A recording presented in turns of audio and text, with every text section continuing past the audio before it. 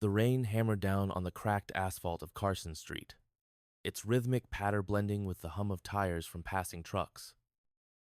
Nestled between an abandoned gas station and a weathered motel stood the Rusty Spoon, a small roadside diner that had seen better days. Inside, the dim glow of a flickering neon sign cast long shadows across worn wooden floors. The scent of coffee mingled with the faint aroma of grilled burgers, creating an oddly comforting atmosphere despite the chill outside.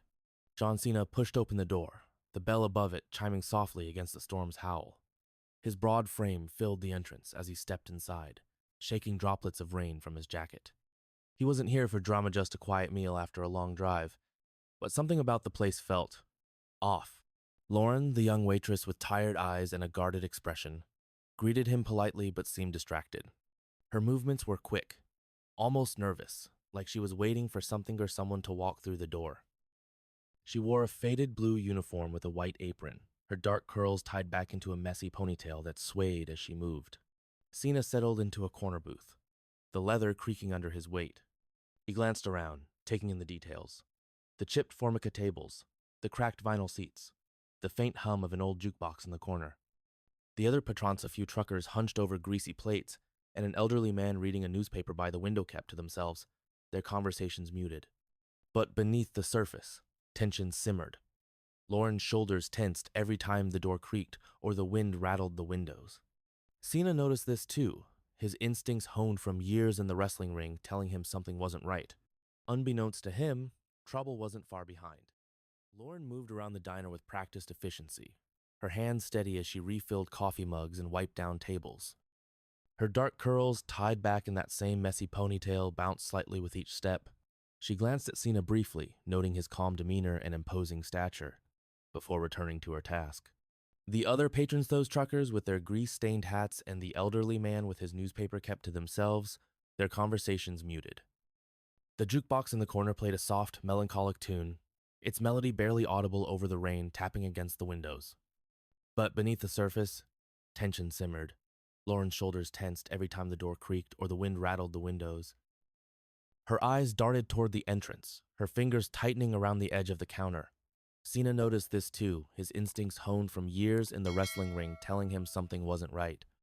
He ordered a double burger, fries, and coffee, his deep voice cutting through the quiet hum of the diner. Lauren nodded, her smile polite but fleeting. As she walked away, Cena couldn't help but notice the way she glanced over her shoulder, as if expecting someone or something to appear at any moment. The food arrived quickly, steam rising from the plate as Lauren set it down. "Anything else?" she asked, her voice soft but tinged with unease. Cena shook his head. "No, thanks, this'll do." For a moment, it seemed like the night might pass quietly. But then, the front door slammed open with enough force to make the bell jangle violently. 5 men strode in, their heavy boots thudding ominously against the floor. Their leather jackets bore faded patches, and the stench of motor oil and cigarette smoke trailed behind them like a warning. At their head was Rick, a scarred biker with pale blue eyes that gleamed with predatory intent. The diner, once a haven of quiet comfort, now felt like a pressure cooker ready to burst. Rick's presence was like a storm cloud rolling in, dark and suffocating. His pale blue eyes scanned the room, lingering on each face as if marking them for later. When his gaze finally settled on Lauren, his lip twisted into a cruel smirk. He sauntered toward the counter, his heavy boots thudding against the worn wooden floor, each step echoing like a drumbeat of dread. Well, Rick drawled, his voice dripping with mockery as he planted both hands on the counter. The faded patches on his leather jacket caught the light, their symbols worn but still menacing. "Look who's still here. Thought you might have packed up by now." Lauren froze, her fingers tightening around the edge of the counter until her knuckles turned white. She met his gaze, her dark eyes flashing with defiance, though a faint tremor in her hands betrayed her fear. "Whatever you want, I'm not giving it to you," she said, her voice steady but laced with tension. Rick chuckled, a low, grating sound that sent a shiver through the room. He leaned closer, the stench of motor oil and cigarettes wafting off him like a warning.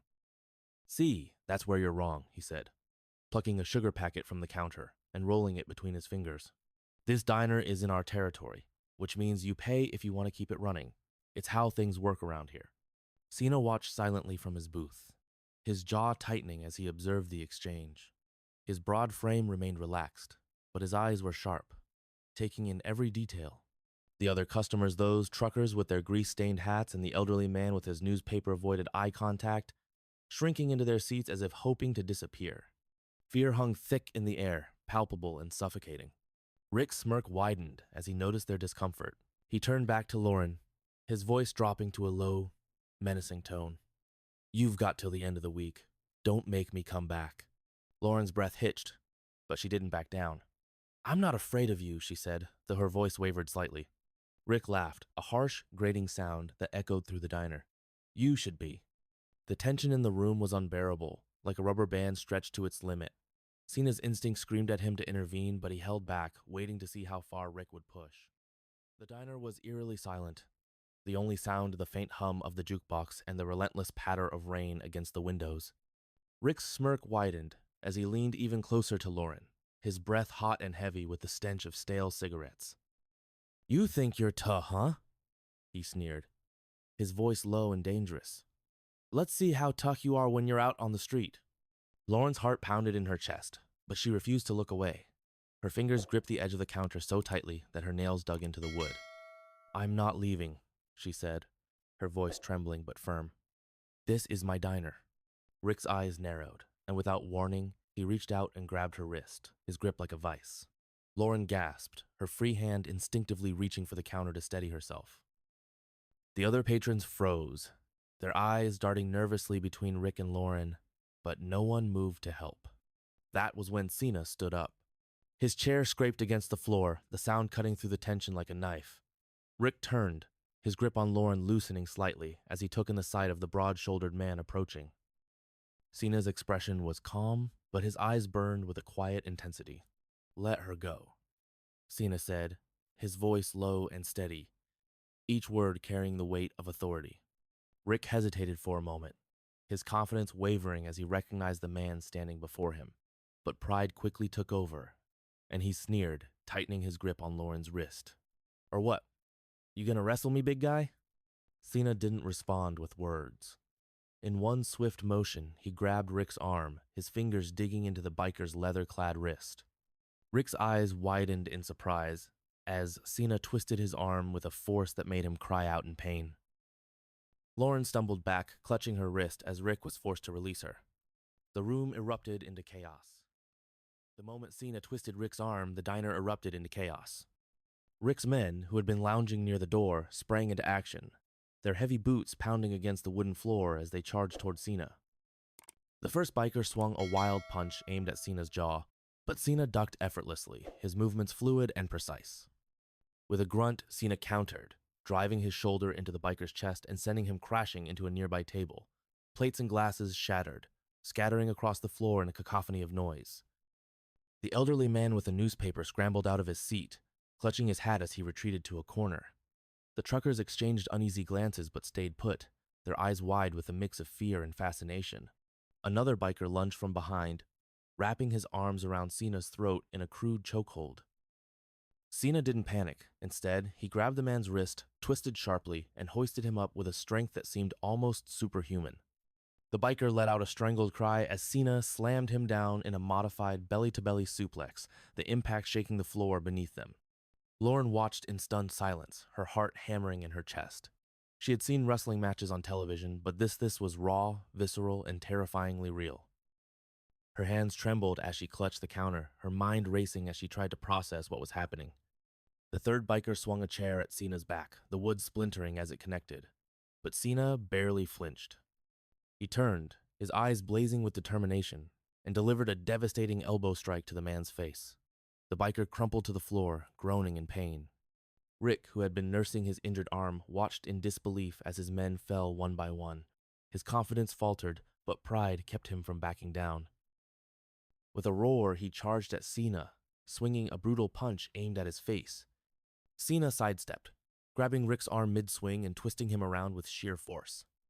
In one fluid motion, he hoisted Rick onto his shoulders and executed a perfect attitude adjustment, slamming him onto a broken table. The wood splintered under the impact, leaving Rick groaning in pain. The diner fell silent, the only sound the distant wail of approaching sirens. The diner was a battlefield. Overturned tables, shattered plates, and groaning bikers littered the floor.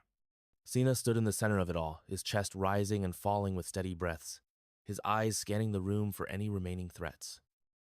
The other patrons those truckers and the elderly man had retreated to the corners, their faces pale with shock. Rick, lying amidst the splintered remains of a table, groaned as he tried to push himself up. His pale blue eyes, once filled with arrogance, now burned with a mixture of pain and fury. "You think this is over?" He spat, his voice strained but defiant. "You're dead, Cena. You hear me? Dead." Cena didn't respond. Instead, he walked over to Rick, his boots crunching on broken glass. He crouched down, his face inches from Rick's, his expression calm but unyielding.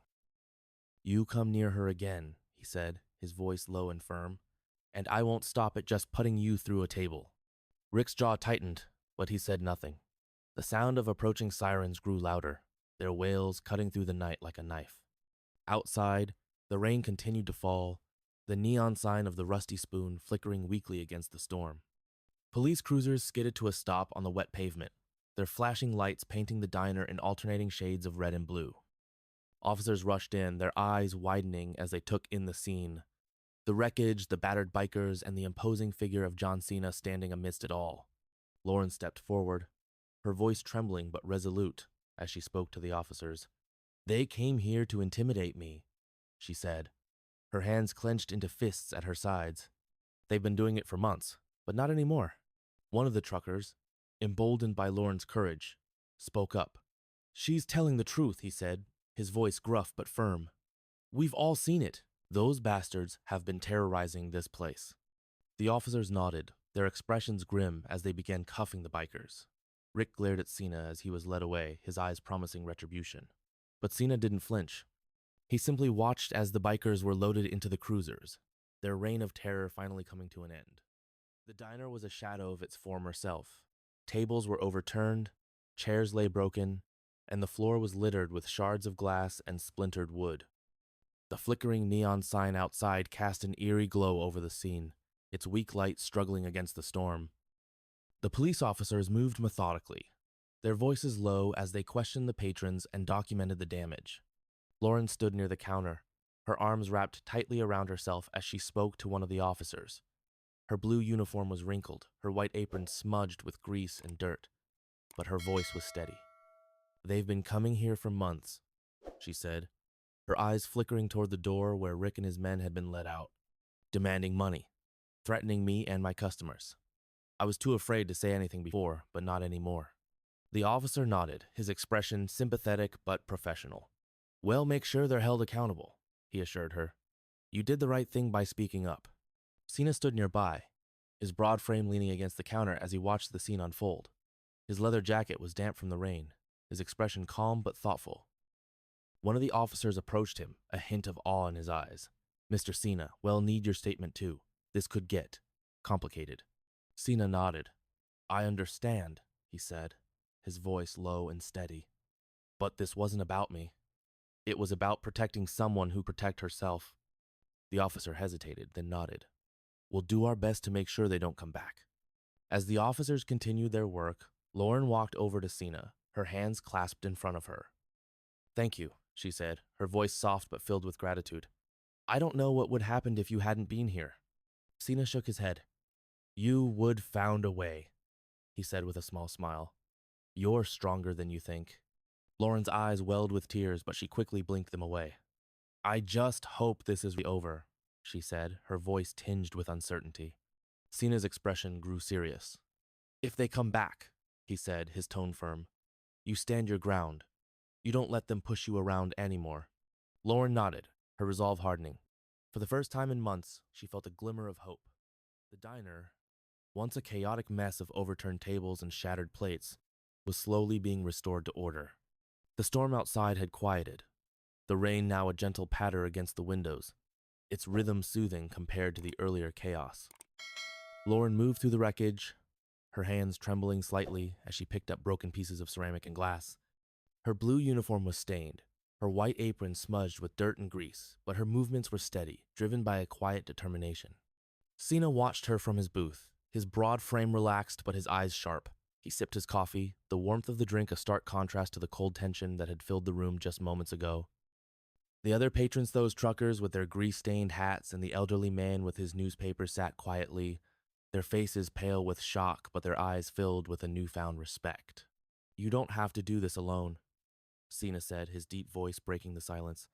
Lauren paused, a broken plate in her hands, and looked up at him. Her dark curls, still tied back in that messy ponytail, framed her tired but resolute face. "I'm used to it," she said with a small, tired smile, "cleaning up after other people's messes."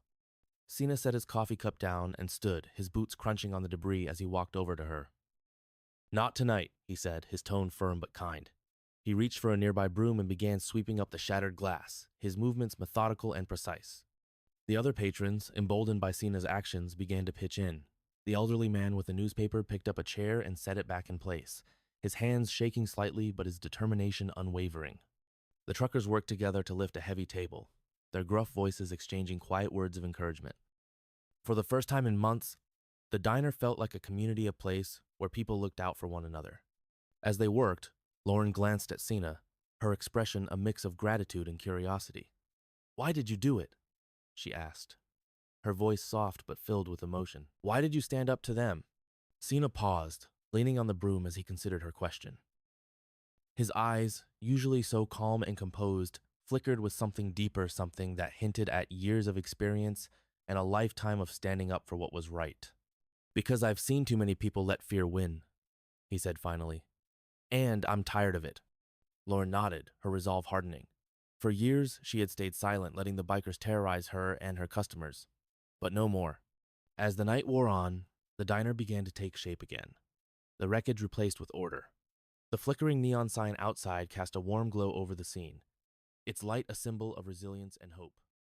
The diner, though still bearing faint scars of its chaotic past, now pulsed with quiet defiance. The neon sign outside flickered steadily, casting alternating bursts of red and blue light onto the wet pavement, mirroring the emotional turmoil within. Each shard of glass swept up, each table set back into place, felt less like mere cleanup and more like reclaiming what had been lost.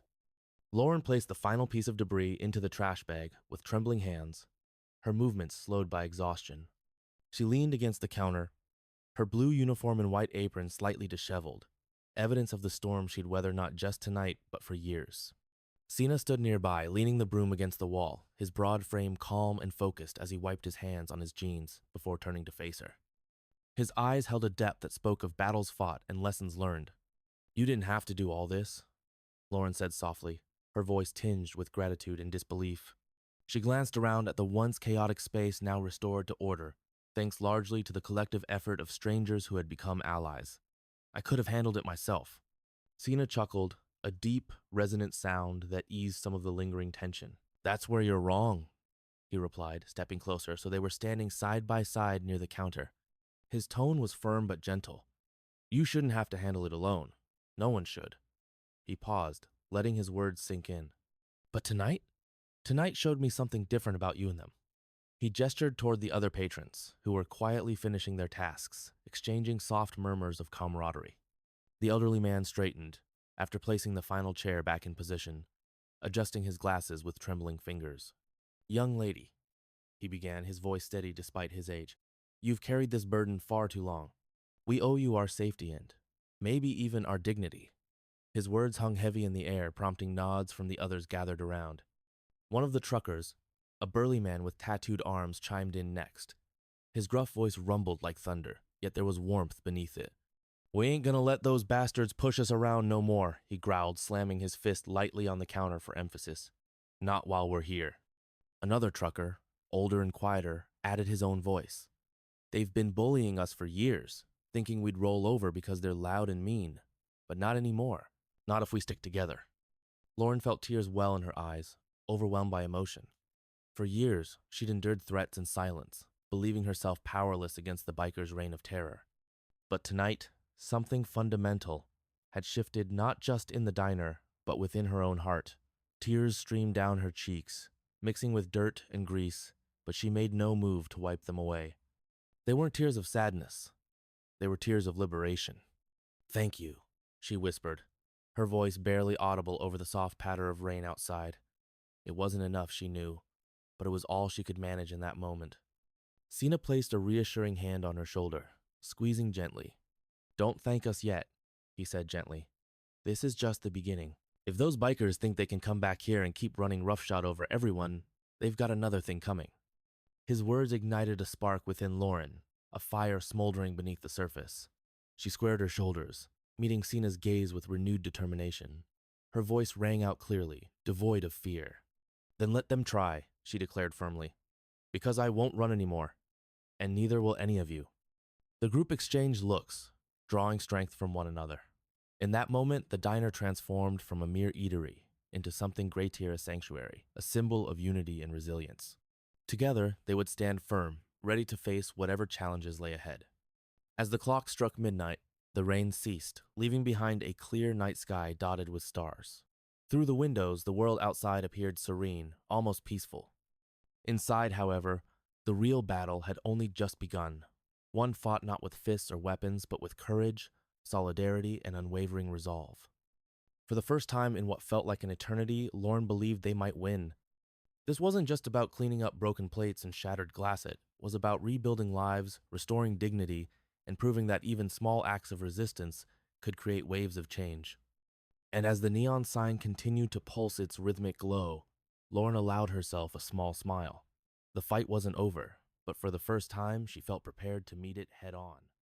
The morning sun rose over the small town, casting golden light through the diner's windows and illuminating the fresh coat of paint on its weathered exterior.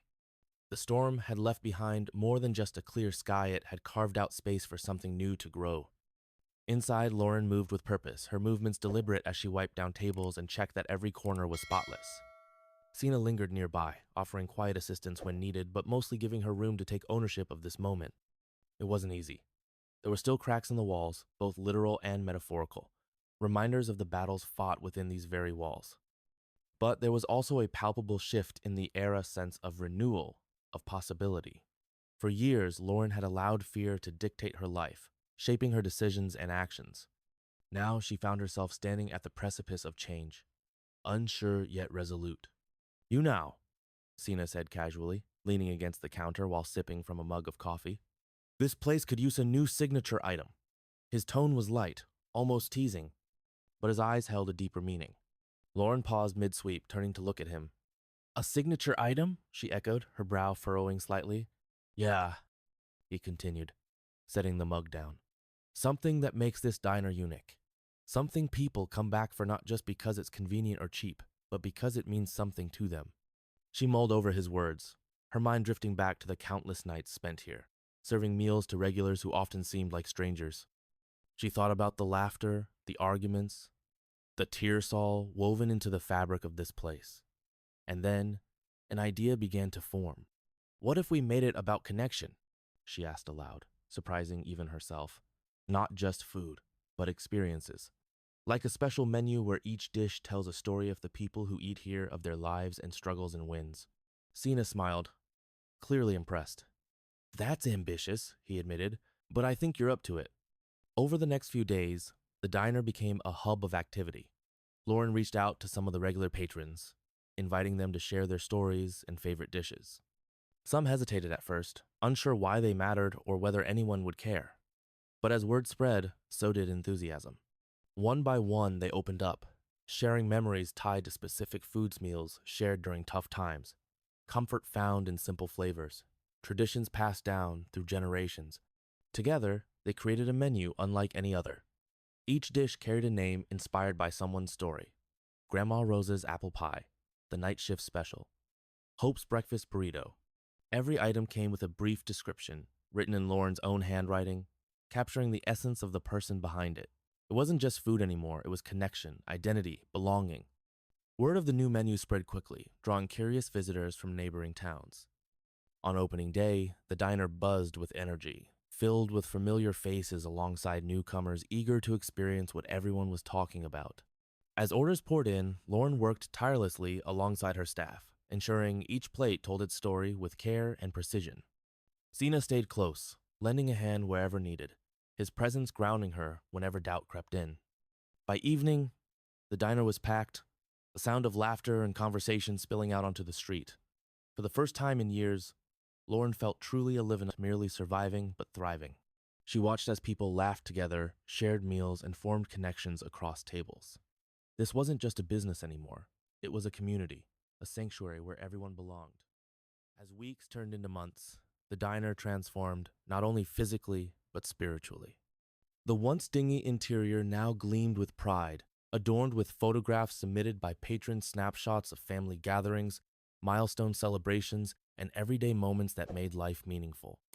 These images lined the walls, creating a visual tapestry of the lives intertwined within these four walls. Lauren embraced her role as both owner and facilitator, encouraging others to contribute their voices and ideas. She organized weekly events, open mic nights, art exhibits, and storytelling sessions where locals could share their experiences. The diner became more than a restaurant. It evolved into a cultural hub, a place where people gathered not just for sustenance but for connection. Cena remained a constant presence, though his role shifted subtly. At first, he was simply the stranger who stepped in when no one else would. Then he became a partner, helping Lauren navigate the challenges of rebuilding. Over time, however, his influence expanded beyond the diner. He encouraged Lauren to think bigger, to consider how the lessons learned here could ripple outward, affecting the broader community. One afternoon, as they sat outside under the shade of an old oak tree, Cena posed a question that sparked another wave of transformation. What if this diner could inspire other places? He asked, his voice thoughtful. What if you shared your approach with other small businesses? Helped them find their own stories, their own purpose? Lauren stared at him, startled. Me? Teach others? Why not? Cena countered gently. You've done it here, why should this stop at these walls? His words resonated deeply. For so long, Lauren had believed her worth was tied to survival toe, enduring whatever came her way without complaint. But now, she saw herself differently as someone capable of making a difference, of inspiring others to find strength in vulnerability and courage in adversity. With Cena's encouragement, Lauren began reaching out to local entrepreneurs, offering workshops and consultations. She shared her journey, emphasizing the importance of authenticity and community engagement. Slowly but surely, her influence grew, spreading hope and resilience throughout the town. Meanwhile, the diner continued to thrive, becoming a symbol of what was possible when people came together. Its success attracted attention from beyond the immediate area, prompting invitations for Lauren to speak at conferences and seminars. Though initially hesitant, she eventually accepted, using her platform to advocate for marginalized communities and small businesses struggling to survive. Through it all, Cena stood by her side, a steadfast ally whose faith in her never wavered. Their relationship deepened, built on mutual respect and shared values. While neither rushed to define it, they both knew it was something special, something rare and precious. And that's where our story ends. What did you think of this story? Share your emotions in the comments below. We'd love to know what you remember most. If you enjoyed this story, don't forget to hit the like button and subscribe for more unforgettable stories. And if you are in the mood for another exciting story, check out our next video. It's waiting for you. Until then, stay curious, get inspired, and keep exploring the stories that make life extraordinary. See you in the next one.